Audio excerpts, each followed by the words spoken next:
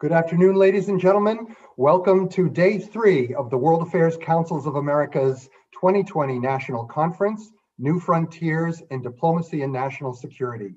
I'm Bill Clifford, President and CEO of WACA, and I'm very pleased to bring you this special briefing, a panel of women of color advancing peace and security, a think and do tank that we are so pleased to celebrate today. And we have Bonnie Jenkins, who likes to solve problems. One in particular was addressing the need to encourage leadership and develop a network to give women of color a voice in issues that affect them most globally. So in 2017, Bonnie founded the nonprofit Women of Color Advancing Peace and Security, WCAPS, and she serves as the organization's executive director and chairs the Redefining National Security Working Group. Bonnie's also a non-resident senior fellow at Brookings, among other roles that you can see in her bio on our conference website. 2 quick notes. Ambassador Bonnie Jenkins served as special envoy and coordinator for threat reduction programs in the Bureau of International Security and Nonproliferation at the State Department from 2009 to 2017.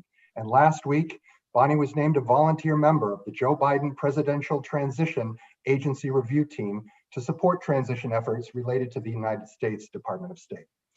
Ronnate Asirwatham is a senior policy advisor for the Global Campaign for Education US, a nonprofit coalition dedicated to ensuring universal quality education for all children and youth.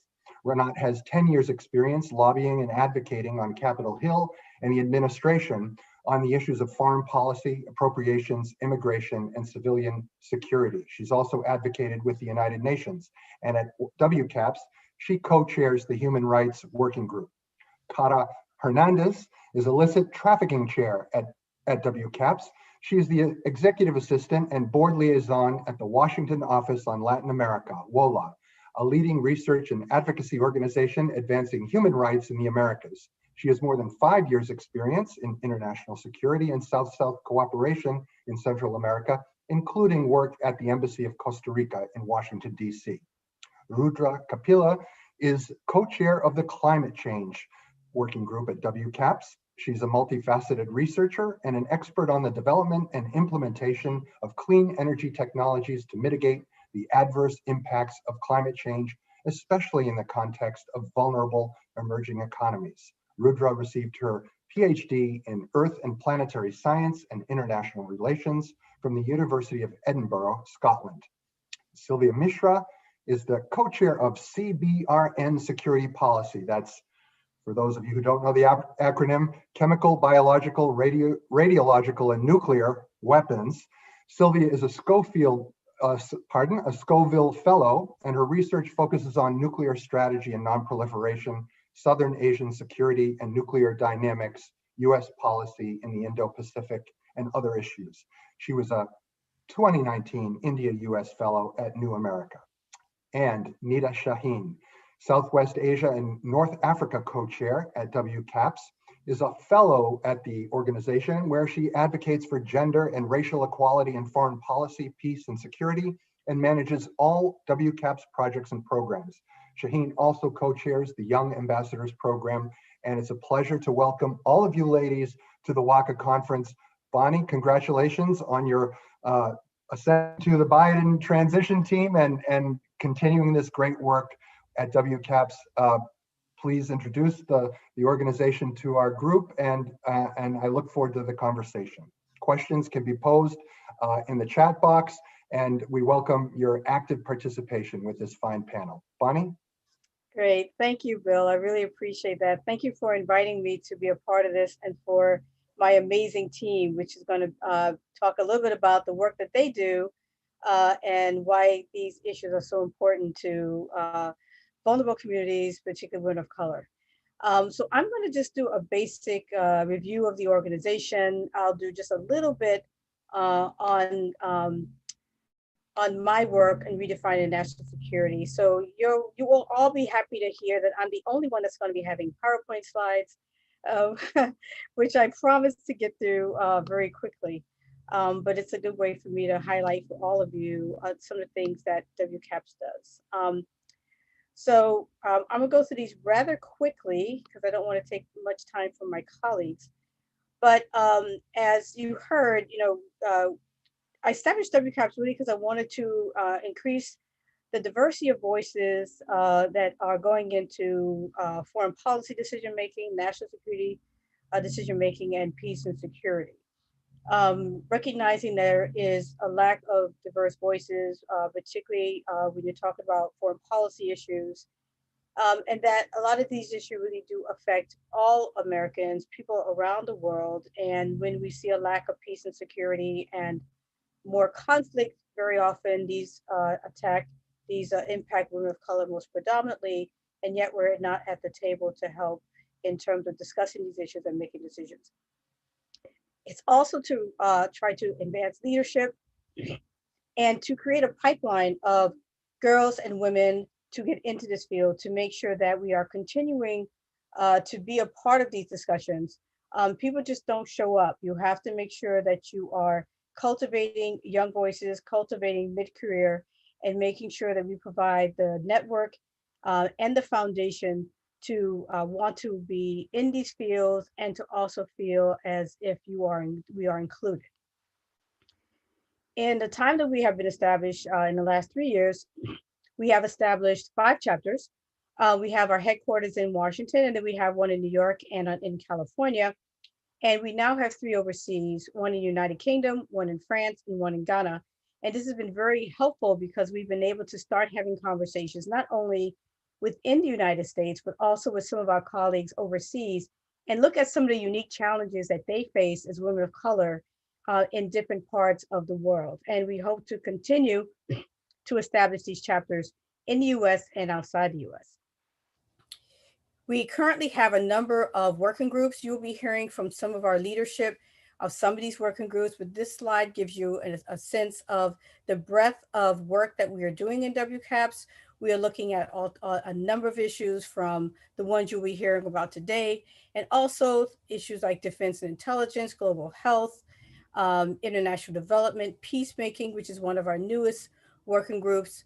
And so this will give you an idea that we really do look at peace and security very broadly, understanding that very often these issues are very connected. And in all of these areas, we need to ensure that we have diverse voices and ensure that we are hearing from the experts who are in this field and our future experts in this field, so that we understand that we do have a voice in all of this work. And we do want to highlight those voices, particularly because we want younger women, younger girls to actually see people who they can have as role models. One of the things that the organization also does is we really want to make sure that we make it very easy for people who say they don't know women of color in this field. So if you were to go to our website, wcaps.org, there is a pull down menu called Pipeline of Experience. And if you click on any one of these icons, you will get a list of women who are women of color and allies who are in this field. And it also allows you to link to their LinkedIn URLs. You can also learn even more about all of these individuals. So this is a continually growing pipeline list as we get more and more members. But it really is an opportunity to showcase the wonderful people that we have in our membership, the great expertise, and our young voices in these fields. This is a showcase of some of the projects that we have in WCAPS. And, I went through some of these. I'll talk about some of these in like a couple minutes. But really, it's good to go to the website and see some of the work that we're doing and get a little more detail if you're interested in any of them. One is a redefining national security work that we're doing, which I'll talk about in a second. But this is really a project and that underlies all of the work that we're doing in WCAS, because redefining national security is really looking at how we are defining it today and whether it really does capture the concerns and the security as defined by all Americans and not just by some Americans. We have a number of publications. If you go to the website, you will see them. This is our most recent publication. We have quite a few that we've done. We have a number that are coming up, but in the future. But it's really an opportunity, again, to showcase our voices, to show the expertise that exists, to hear what women of color are thinking and promoting on issues of peace and security. We have an amazing mentorship program. We have over 400 individuals who are in it, over 200 matchings. of our mentorship program. We have meetings once a month, and we're starting to do a lot more training during our mentorship meetings that we have with all of our mentors and mentees when we meet with them once a month. So it's becoming one of our staple programs of WCAPS, and we're starting to also partner with other entities who want to take part in our mentorship program. We have a pipeline fellowship program, which really focus on junior high school and high school students, where we meet one Saturday a month and we do trainings. The trainings are on leadership as well as on substantive areas of peace and security. We have a GenZer program, which we just began, and this is really focusing again on junior high school, college students, trying to reach down and make sure that we interest young people in these areas at an early age and help them understand at an early age why these issues of peace and security are important. And then we have, of course, our Young Ambassadors program, which we had from the very beginning when we started WCAPS. And this, of course, get young women, graduate school students, young adults, to also be in these areas. And there's a lot of programs and activities that the Young Ambassadors individuals do. We have a podcast that we've started from the very beginning. We were established. We have over 60 podcasts on our website. Women of color talking about their careers, how they got in the field, the challenges that they have felt. And so this is another opportunity for women of color from around the world to hear from other women about how they got into the field and the challenges that they faced. And then we have an art and policy program that's called our Art Forum, where we match artists with policy individuals to talk about how art is depicting some of the issues that we are dealing with peace and security. And of course, art has always been for many years and for many individuals about depicting issues of social justice. Finally, we have something called Orgs in Solidarity, which is something that we're doing with over 250 organizations and individuals, where we are working together on promoting organizations to be better at to combating race and discrimination in their organizations. These are organizations that have signed on to our solidarity statement, and they're starting to meet on a regular basis, and they're meeting to promote. DEI, diversity, equity, inclusion within their organizations, and as I said, combat racism and discrimination. The solidarity statements have 12 commitments, and these are the commitments that the organizations are working on. And there's 12 working groups to match the 12 commitments, and these individuals are working on each one of these 12 commitments to see how they can improve diversity, equity, inclusion, and combat racism and discrimination. And this is something we can certainly talk about later, and you can also find out about it at the website. We had an Organ Solidarity Career Fair in September, where we really wanted to focus on bringing people of color to the folks who are hiring. And that's what this was, is an opportunity for the organizations and Organ Solidarity to find individuals to bring into their offices and organizations.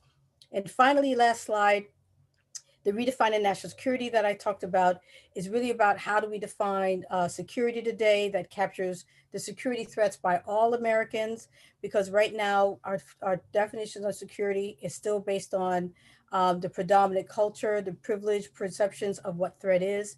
And so this initiative really questions that and questions how we define it, the questions of type of threats that are included, not just military threats. We need to think about global threats like climate change, and infectious disease and food and water security and illicit trafficking, and why our definition needs to be a lot broader and to not look at things as purely domestic and international.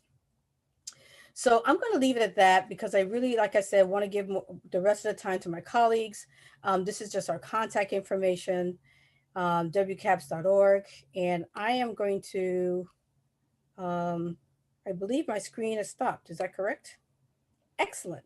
So now I'd like to turn it over to my colleague, Kara Hernandez, and she's going to talk a little about the work she's doing in illicit trafficking.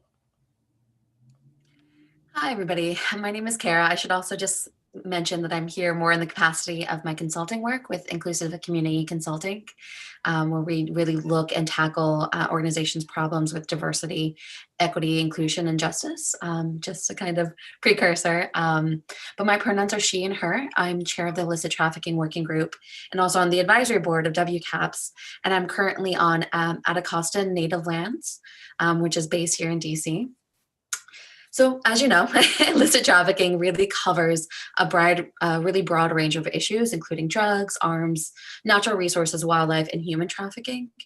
So our approach to kind of hone in these different fields has really started with training younger members and extending agency to folks that are in this field and are interested in actually participating in one of these different fields, and kind of breaking down the barriers that we might have built internally and listening to our experts and really giving them a platform to encourage them to change policy and really affect change into the world. So echoing a little bit what Bonnie had said, by and large, we're still really working off an old platform where the world was siloed in these very rigid fields of kind of, this is security, this is human rights, this is humanitarian aid. And it really purposely almost excluded voices of Black, Indigenous, and people of color from contributing. But since then, the world hasn't become any smaller, but rather this kind of Western world has begun to place value on interconnectivity between the fields of peace, security, and conflict transformation. And kind of within that framework, place value on ancestral knowledge, lived experiences of people of color to create lasting change in the world. And I think that's a really important part of what we do at WCAPS and what we really promote in all of our working groups. But it doesn't need to be said, but I feel like I should say it because of these current elections in the United States. Women of color are not a monolith. And that's precisely where our really strength lies. The members of WCAPS, both people who identify as women or not, have come from different cultural, educational, linguistic backgrounds. And that's precisely where we derive our power from the collective, this collective knowledge that we all hold. So our overlapping identities, our experiences with the world have given us valued insight that allows us to do our work a little bit better, more thoughtful, more precise, more efficient. And so within that kind of framework that we work in, we do things like these listening sessions with people in the field. We have one coming up in probably late November, early December. We do a lot of podcasts with our experts to really understand the nuances of their field, whether that be kind of where pandemics and drug trafficking overlap. We do writing workshops to, build agency, kind of also take away the internalized myths of professionalism, of you can't do it, there's only one right, either or thinking, and really build that agency for folks who want to use their voice. We recently had a 4-day human trafficking event that was amazing. Neda helped so much with that. She also attended as well. But it was so interesting because it really looked at, we partnered with an organization here in DC called Fair Girls, and really kind of looking at the, and what was so interesting was the range of ages, experiences, and backgrounds from the folks actually at the training that I think really gave it a much fuller perspective. We're hoping to do a crisis simulation as well, where we kind of have a crisis simulation of what happens after a natural disaster and what are the impacts with human trafficking, and really having an interdisciplinary, I've been talking a lot today, as you probably tell, interdisciplinary team of people kind of really trying to do this, because we are missing a little bit of that. This pandemic's, working from home, we're not getting that kind of connectivity of thinking and thought and trying to really bridge that together. So that's all to say that this is where the dialogue between working groups and members have also been so vital in crafting new policy and recommendations. And we are working together to create new projects, to create new ideas. And we're able to, WCAPS in general is actually able to shift quickly and respond and adapt to emerging issues in a way that I don't think is very typical of other organizations. And so our expertise really is based in knowing that we can do our work better if we can include voices from different regions, different fields, and focus on the wellness of our practitioners and have an equitable framework in the way we approach this work.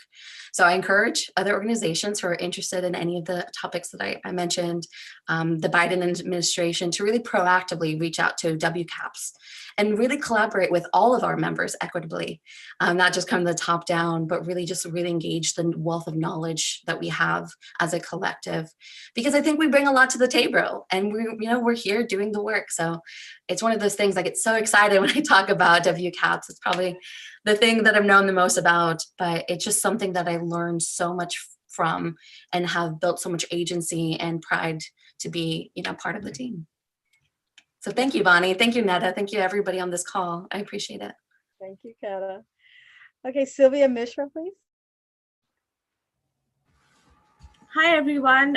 Thank you so much, Bill, Bonnie, Liz, for giving me the opportunity to speak at the WACA 2020 conference.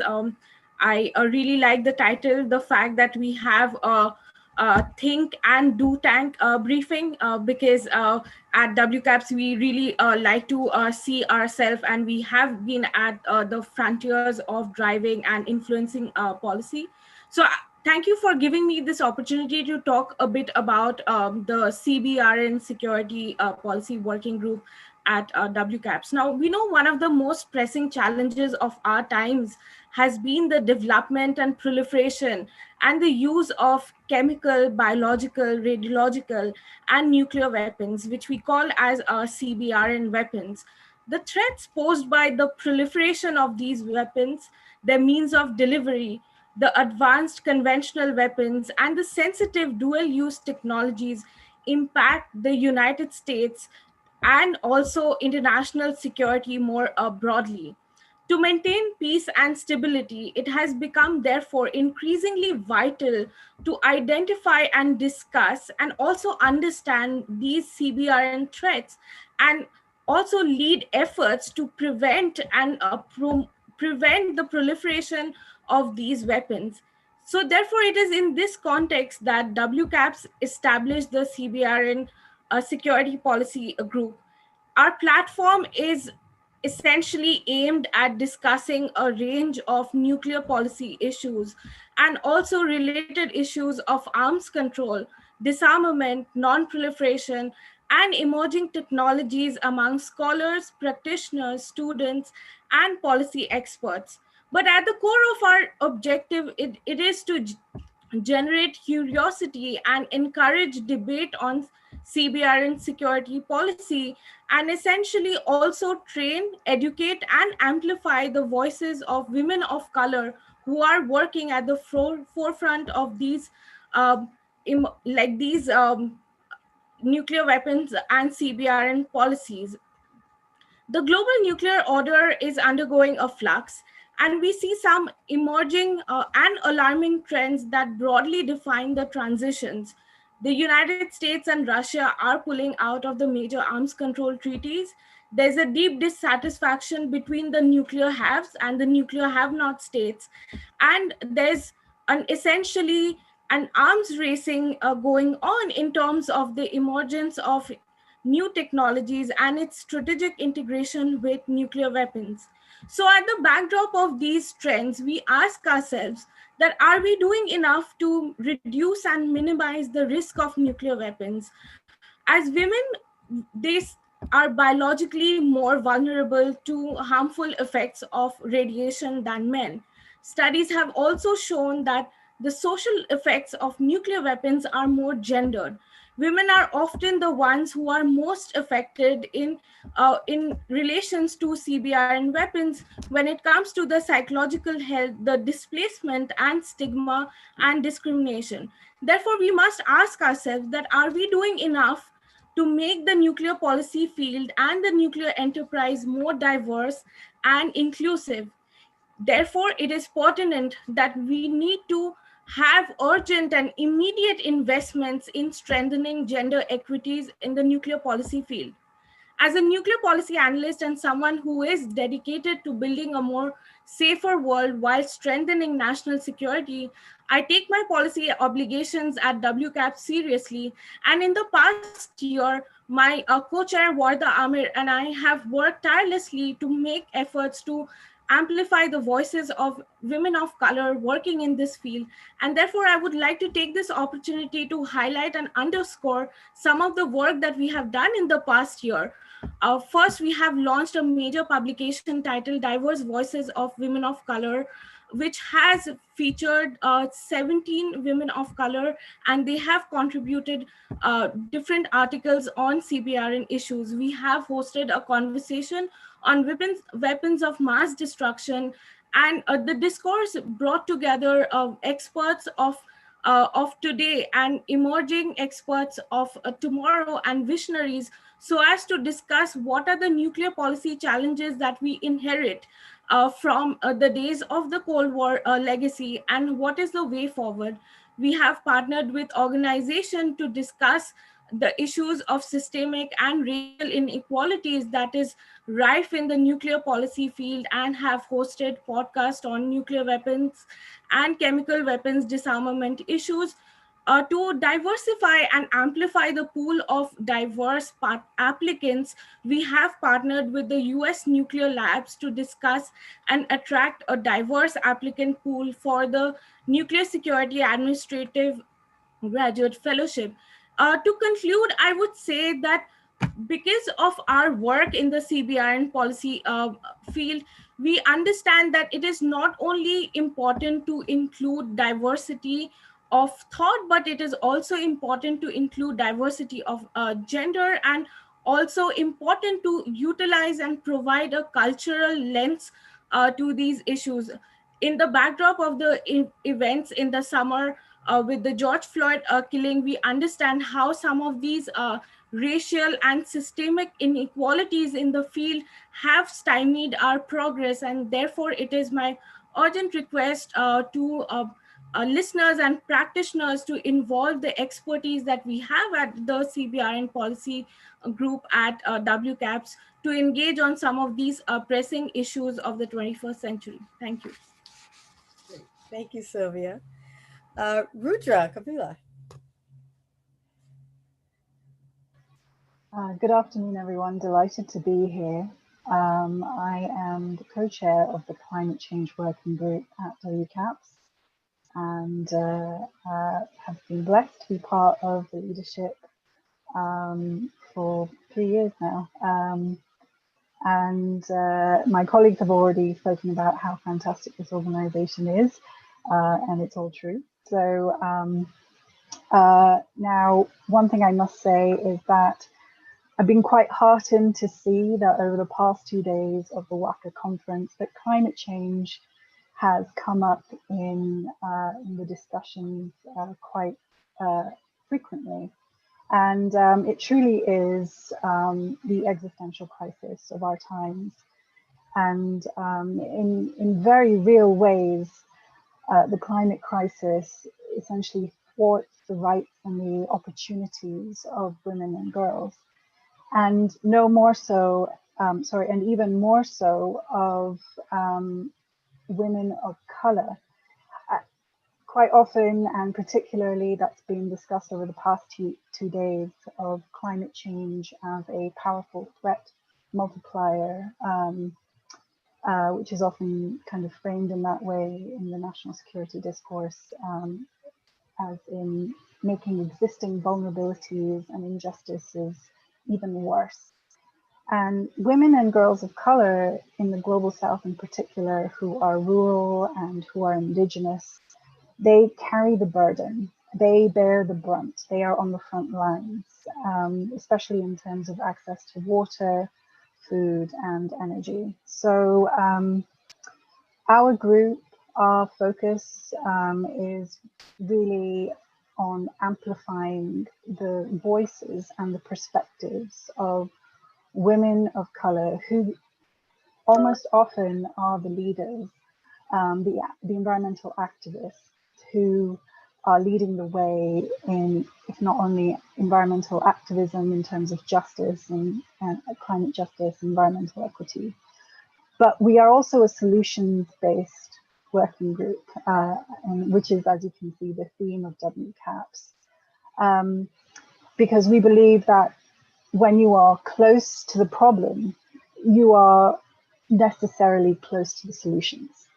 And now, having discussed climate change, it is a very broad subject. And so our working group, we also have within our working group 3 subgroups, which cover oceans and ocean policy with climate change, public health and climate change, and international development and climate change.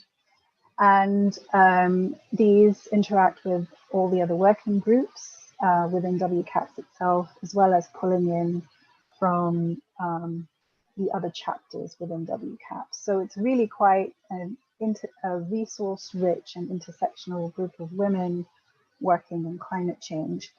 And as I mentioned, our focus being on, if you're close to the problem, you are quite also necessarily close to the solutions.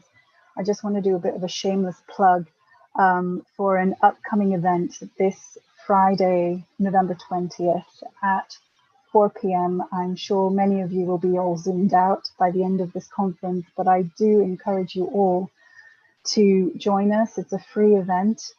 And we are focusing on women-led and in particular Indigenous-led initiatives and solutions for climate adaptation and resilience. We have an extraordinary panel of 3 women, one of whom is joining us from Fiji. So I don't know how we managed to get the time zones to work, but we did. It really is going to be quite fascinating. And I encourage you to go to our website, wcaps.org, to find out more about this event. But I look forward to your questions further on this event. Thank you. Thank you, Rudra. And certainly if anyone has any questions for any of our panelists, please start to put them in the chat so I can read through them and address them to the appropriate people. So now we have Ronnate Asirwatham. Thank you. Thank you, Ambassador Jenkins and the World Affairs Council of America for hosting this panel. As the co-chair of the Human Rights Working Group, today I will address one of the human rights issues that we talk about in this working group, and which would be immigration policy in the US. And I would talk about how these policies affect women of color and what we at WCAPS are doing to redress immigration policies. Immigration policy in the US today is a reflection of our values and therefore set the tone and tenor of who we are as a country. This is why it is so important. Immigration policies and practices do not simply affect non-citizens at the border. It affects all of us, our neighbors and our communities. And one example is today, because of an immigration rule issued in 2019 on expedited removals within the country, any one of us can be arrested by the Immigration and Customs Enforcement officials, also known as ICE, because we simply look deportable. There have been an increased number of citizens arrested for this crime of looking deportable, such as the Marine veteran who was held for 3 days by ICE in Michigan, or the 18-year-old soccer player who was held for 23 days, even though he showed his jailers his US birth certificate. Another area where militarized immigration practices collided with the rule of law was during the Black Lives Matter protests in June this year. Government documents showed that 700 Department of Homeland Security personnel, most of whom were from ICE and the Customs and Border Protection, were deployed in Washington, D.C. Members of Congress have expressed grave concern at DHS using drones and armed uniformed officers to surveil and intimidate peaceful protesters in the Capitol. In terms of immigration and national security, we have seen national security experts such as former CIA Director Michael V. Hayden urge this administration to increase the number of refugees resettled in the US, because welcoming refugees support US interests and the stability of US allies. Immigration policies permeate every aspect of governance and rights. That is why it is important to have just and humane immigration policies, because only then can we have a more just and fair society. And this is all what WCAPS is all about, actually. If we look back, the seminal policy that governs immigration in the US is the Immigration and Naturalization Act of 1965. This law was passed on the heels of the Civil Rights Act, and its historical significance was that it repealed the national origins quotas, which had reserved immigration to the US mainly for Europeans. One of the reasons we are a diverse nation today is because of this law. However, since 1965, there have been many immigration laws and policies that have affected people of color, especially women of color, negatively. The last 4 years has exacerbated this trend. This administration has gutted the immigration system as we know it, with more than 400 executive orders, administrative rules, and policies. Whether those policies were denying asylum to those persecuted because of domestic violence, immigration detention, or family separation, each of those adverse policies affected women of color disproportionately. As we speak, there are 28 Black and brown children, 18 of whom are girls, who have been denied the right to seek asylum and are under threat of being deported this Sunday. Some of the children and their mothers have been in custody for more than a year. 1-year-olds have turned 3 and learned to walk and talk in detention. Other children have refused to speak at all because they're so traumatized. They've been held and denied their rights because of a rule that was only in effect for a few months and has now been deemed illegal, both by the DC District Court and a federal appeals court. This is just one example of how one sliver of a rule affects women of color in immigration disproportionately. It is because women of color bear the brunt of this unjust system that we at WCAPS are working to redress and redesign US immigration policies.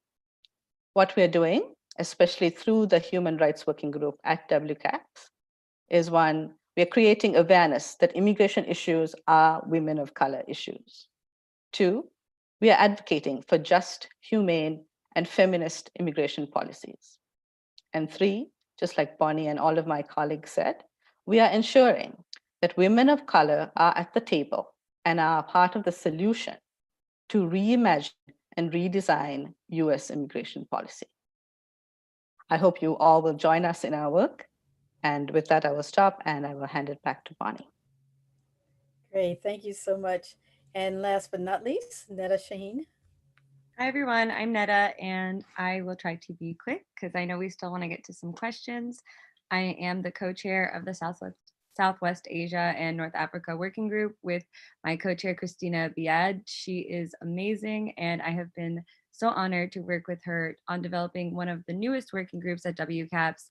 So the SWANA Working Group aims to promote the voices and advanced professional development of women of color in Southwest Asia and North African regions, commonly called the Middle East, and in the diaspora in the fields of international peace, security, and conflict transformation. Part of the title and why we changed it, and one of the goals of this group that we're hoping to promote, is to decolonize the understanding of the SWANA region.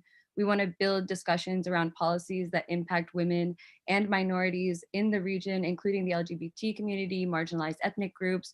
We also want to help women on the ground and in the diaspora build community together so that we can elevate the works and the voices of those who are on the ground feeling the impacts of things that have happened in the SWANA region. At SWANA, because we're one of the newer working groups, we're currently developing a lot of our programs and what we want to do. We have developed 2 sub-working groups, which we're hoping to get started. One of them is going to be on translating women of color into regional languages. For a region that has struggled with much of its own racism and colorism and other historic events, we felt that and also having the Arabic language as complex as it is, we felt it was really important to grasp what does it mean to be a woman of color in the region when you translate that phrase. The other working group we have focused right now is sexuality and reproductive rights. This was a huge matter that came up for us. We want to talk about the anti-abortion laws. We want to talk about marital rape and domestic violence. We want to talk about the things that impact women on the ground. Because we're a regional working group, we're also hoping that we can collaborate with the other working groups so that we can focus certain subject matter within the region. So now I'm with all of my colleagues. Everybody, you're on the spot because we would love to collaborate across the board on trafficking in the region, climate change in the region, the impact of CBRN in the region, human rights, etc. And also, now I'm also going to give my own plug. We're also focusing on things specifically to the Arab American community here in the United States. We are headquartered in DC. This was an election year. This was the first time ever that a presidential campaign has had an Arab American engagement team. In my personal capacity, I was honored to volunteer as the director of that team and to work on Arab American engagement across the United States and to meet a lot of the leaders working. So in turn, this became one of the first years that we actually have statistics on Arab Americans who are voting. I'm going to give a plug that on December 2nd, we're going to be giving a presentation at 11 a.m. Eastern time, which will show you the first statistics on voting trends for Arab Americans in this country. It's actually really groundbreaking. We're super excited. Christina and I have been just sort of beaming about these things. We also, because we want to focus diaspora regions, we want to talk about things like the US Census, like the Arab American identity being in our community where frankly we aren't counted at all. This was also one of the first years that the FBI has come out with hate crime statistics for Arab Americans and Middle Eastern North African persons. We want to talk about those things as well. So as we continue to develop, I hope everybody does get involved with the Southwest Asia and North Africa Working Group. I hope that you look forward to our publications and to our podcast and to everything else that we have planned. Stay tuned. We do have one podcast that is currently featured on the website. So if you go to our working group website, you will see it there, which focuses on Arab women in political participation. We were definitely going to be doing more of these things. So please stay tuned, everyone. And as all my colleagues have said, we are a think and a do tank. So we are doing so many things in addition to coming up with these policy matters that are advancing women of color in these fields, in the region, in the diaspora, in the community. And we're so excited to bring more women into the space. So thank you, everyone. Great. I want to thank all of the leadership of WCAS for your presentations. I did notice there was one question about one of the slides. And again, I want to apologize for the speed at which I went through them, but I really just wanted to give everyone just the highlights because everything that I went through can be found on our website at wcaps.org. So, you know, everything that I talked about is there. And I know we don't have a lot of time, but I did get a good question that everyone can respond to. So I'm going to ask that one and ask all of my colleagues to respond in like a sentence or two, just so that everybody can get in. And it is, if you had Joe Biden's ear, which initiatives would you ask that he focus on? So, and just for everyone's notice, we are in the process, WCAPS is in the process of doing some papers on first 200 days. So I'm gonna start with Kata. Wow, this is really hard because I'm like a million things. So my background has always kind of traditionally been on arms and drugs, and I worked with women in prison in Costa Rica. And I think the US-led war on drugs has really failed in many ways to stop the production, trafficking, and consumption of illegal drugs, which I think then is, you know, funding corruption. I think it's funding populism, rising authoritarianism. So I do think that is a really key point that I think they need to focus on in a way that takes out policing of people and maybe looks at the metrics of how they define success, like aerial spraying of coca leaves, we know isn't successful, but it is a metric that you can say, oh, we've done 100,000 acres. And it's like, well, what happened from that? And really maybe looking at it more of an indigenous-led and a holistic approach, listening to people. But more than anything, I think the biggest challenge will be, no matter what the policy changes are really rebuilding relationships with people internationally. I know, you know, people and partners that we work with on the ground are saying, it doesn't matter who's the next president of the United States, like these relationships, this trust is gone. So I think that's going to be the first challenge. And then after that, maybe really focusing on the war on drugs. Great. Sylvia? Thanks for that question, Bonnie. I think during the last 4 years, one of the things that really undermined the United States' credibility in terms of being a leader when it comes to nuclear non-proliferation and disarmament issues were a lot of tweets about fire and fury. I think looking beyond that, I think the Biden-Harris administration should look at a sense of stabilization of ties with Russia and China, the peer competitors. And one of the first steps would be to extend the New START treaty with Russia. Second, because the United States looks at China as a peer competitor, and China poses a lot of challenges in terms of its emerging and asymmetric technologies and like WMDs, which undermines the US national security. I think it is important to get a strategic stability dialogue and arrangement and a bilateral security arrangement focused on arms control issues with China ongoing. Third, because US has played a leading role in terms of regional conflict stabilization. I think North Korea, Iran, and also South Asia, especially the escalating tensions between India and Pakistan and China and India is important, and that requires and mandates a sense of US leadership. And fourth and lastly, the Biden-Harris administration should be looking at WCAPs in order to get more diverse voices on nuclear policy issues, because nuclear weapons impact women equally, if not more, and studies show they affect women more on WMD issues. So I think the Biden-Harris administration should be taking the help of WCAPs in order to spotlight and once again focus on some of these pressing issues. Thank you. Rudra?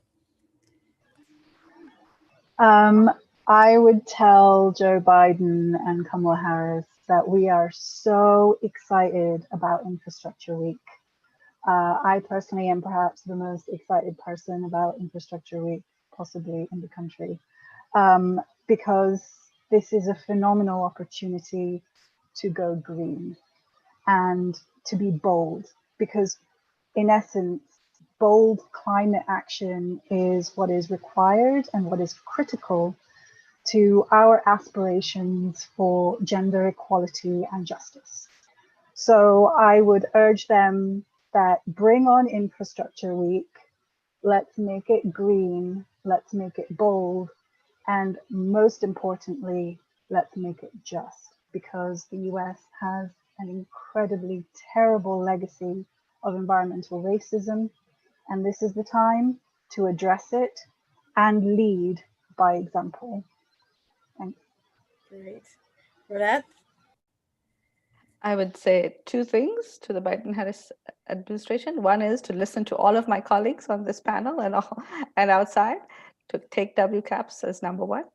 And number two, to take the immigration policy out of the present framework. There are many policies within the immigration policy that they have to address, but to address immigration policy within a framework of compassion, and take it out of the framework that it is now, of where immigration is criminalized, and also that immigration is something to fear for citizens. Many people, the narrative is that immigrants are people to be feared, and that narrative needs to be changed for policies to be implemented in a just and non-racial way.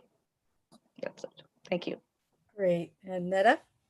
I get the privilege of going after all of my colleagues and echoing all of their sentiments. But in addition, the SWANA group is actually coming up with a formal list tomorrow. But for me personally, as an Arab American in this community, I would say repeal the ban, repeal Muslim ban, repeal 1.0 through 4.0, just get rid of, eliminate the Muslim ban, And then second for me, which is a big one, which is recognizing Middle East North African as an ethnic categorization as promised in Biden's Arab American Community Plan for Partnership, which was also the first time that the campaign or any presidential campaign has ever had an Arab American policy agenda.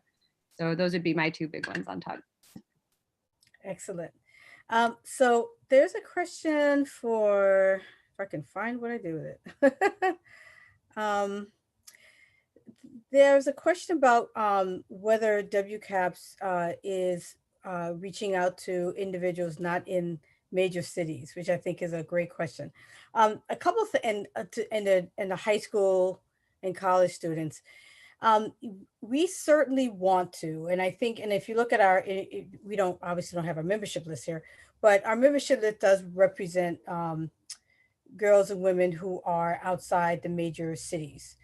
And so that's good. And we want to keep getting the word out. And one of the good things about being online more now is that we can actually bring in more people from outside the major areas. And this includes not just within the US, but outside.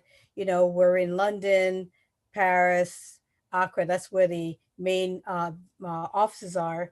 But we want to make sure that we are getting individuals who are not in the major cities. So, pushing this word out like this, getting people to know about WCAPS.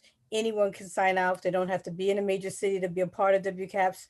And so I think it's been helpful because we have been getting more members, and our programs, they're online now. So anyone can listen to a program that anyone is doing, and they can come in from any place. So, we like these opportunities like this to get the word out about WCAPS, to showcase what we are doing, because we really do want to get more individuals from outside the major cities who are part of a part of what we do. Because one of the things I thought of when I first established WCAPS is I was thinking of the young girl in the living in a rural area who's interested in these issues and may not get a lot of encouragement from their family or friends who want to do this work, and then being able to go to a place like WCAPS. And looking and seeing all the women who are working in the work on this issue, all the young girls who are part of our Gender program, or the young ambassadors, and listening to the podcast, or looking at the pipeline of experience, and just getting encouragement, even if you don't know anyone directly. So that is certainly one of the major reasons why WCAPS exists, and we certainly hope that we can do more of that in the future. We have about 3 minutes. So I'm going to find the question that came in for you, Rudra. And if you can ask it very quickly, that would be Sure. nice. I see it. I think it's coming from the audience. Yes. What would be the budget parameters for that bold thinking on climate? Well, to be quite candid, and I'd like to follow on from a conversation that happened yesterday during the WACA conference, that in terms of climate change, given time is of the essence, I would definitely advocate not to think in terms of austerity or the deficit. I believe in yesterday's discussion, there was talk about possibly trimming down the budget from defense and putting that forward towards this bold green infrastructural plan.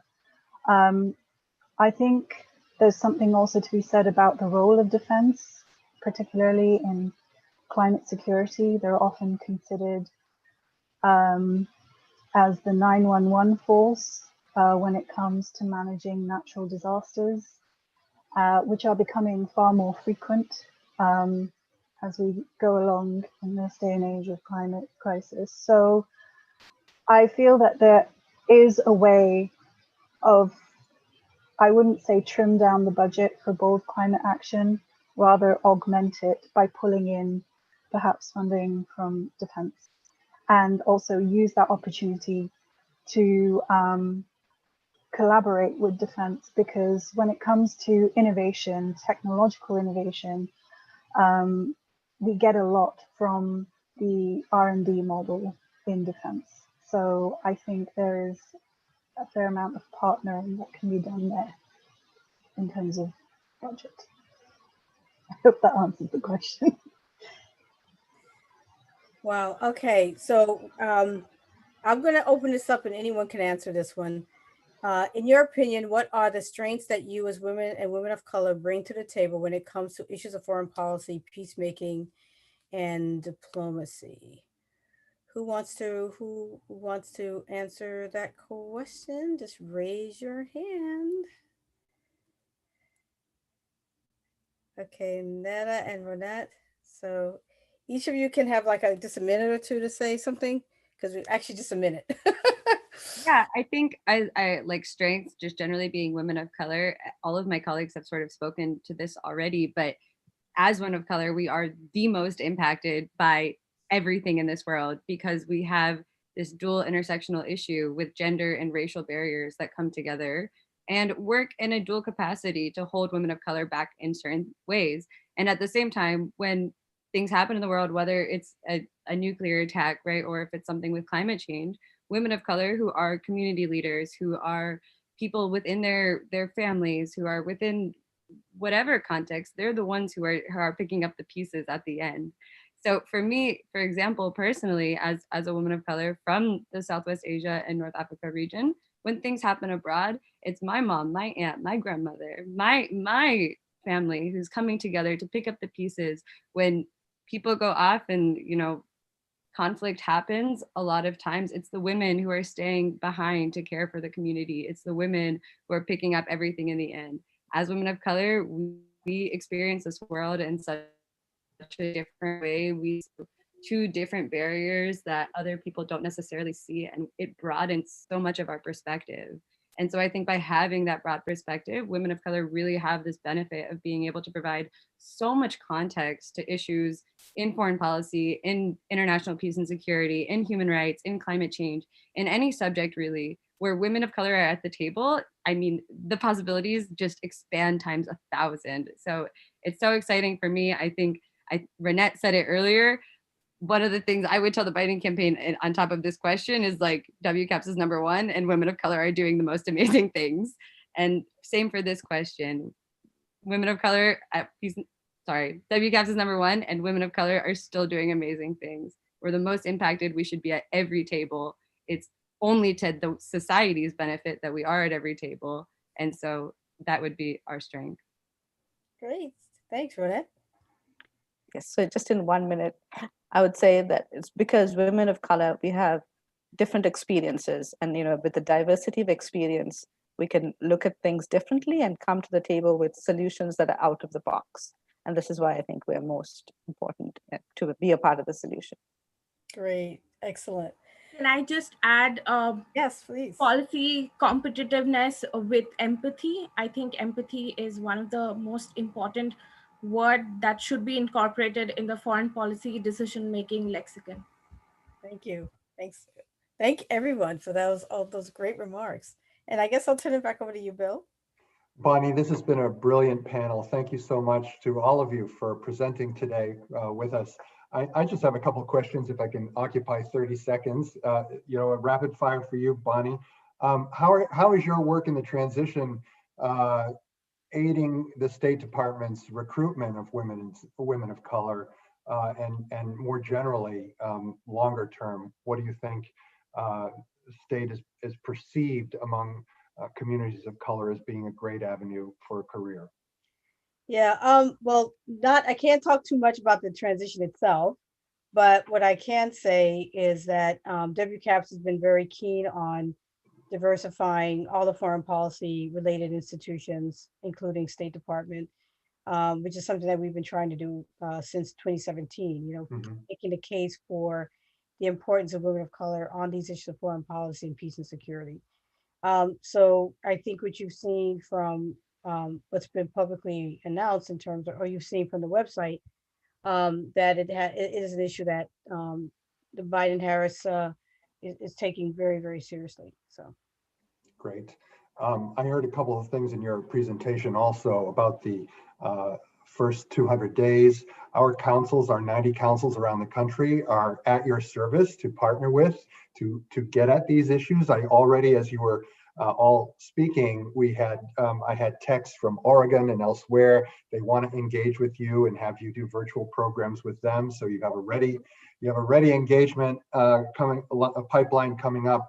And as you may know, we had a leadership workshop for our council leaders and staff and board members yesterday that was extremely good on shaping diverse, equitable, and inclusive world affairs councils. We have a lot of work to do there. And to the extent that we can partner as an organization in solidarity and adopt your 12 commandments, we would be glad to do that. A quick shout out to the sponsor of today's program, Philip Morris International, and to, in particular, Donica Hawes-Saunders, who was named by Lawyers of Color to their 2020 list of lobbyists and influencers. PMI has been a good partner of WACA, especially for this conference, so thank you to them. And Bonnie, Sylvia, Rudra, Ronnate, Kara, and Neda, thank you so much for presenting this Think and Do Tank briefing. We've learned a lot about WCAPS. We feel we have new friends. Please see us again. Thank you so much.